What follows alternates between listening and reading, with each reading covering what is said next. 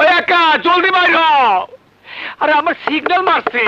Signal চাইপে রাখ দোস্ত জলদি বাইর হ। সহ্য হইতাছে না। সিগন্যাল হাতে নোংরা পানি দিলি। যা সাত সকালে সিগন্যাল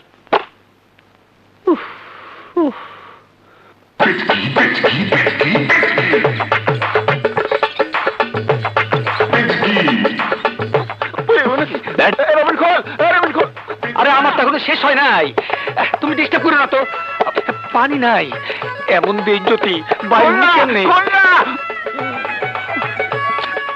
ডিস্টার্ব করো না তো। আরে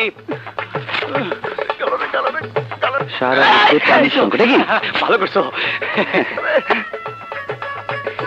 তাহলে পানির সংকটের সমাধান হয়ে গেছে।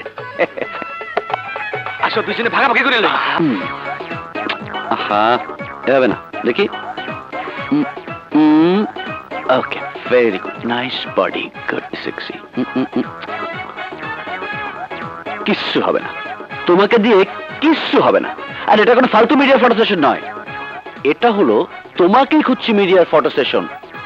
কি বুঝেছো? বুঝেছি, কিন্তু আপনার হাতটা এত বেয়াদব কেন?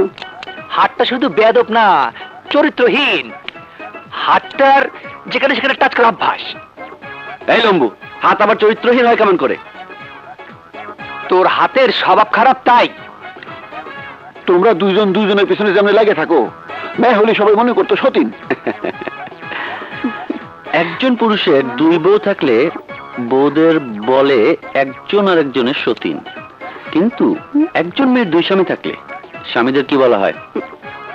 জানি না। তা জানবে কেন? ভালো কথা তো জানবে না। কি কোলের মধ্যে একজন মেয়ের দুই স্বামী থাকলে স্বামীদেরকে বলা হয় গোদ ভাইরা। আজ একটা নতুন শব্দ শিখলাম, গোদ ভাইরা। গোদ ভাইরা সারা জীবন আমার অ্যাসিস্ট্যান্ট হয়ে থাকতে হবে। এখন যা, আমার জন্য এক কাপ চা নিয়ে আয়। কি করলি? বললাম না চা নিয়ে আয়, চিনি কম। আকাশ ভাই, আপনার ফোন এসেছে। কে ফোন করেছে? কাজল আপা। বলে দাও আমি নেই। যাও। আমি খেলবো। Very good. আর একটু ক্লোজ হতে হবে।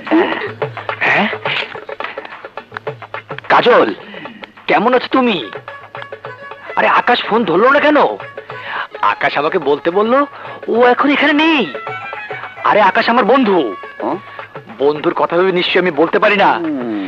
আকাশ এখন স্টুডিওর ভিতরে মেয়েদের নিয়ে আজে বাজে ছবি তুলতে ব্যস্ত। দিলি তো প্যাস লাগায়, ছোটবেলার অভ্যাস তোর হয়ে গেল না খসর।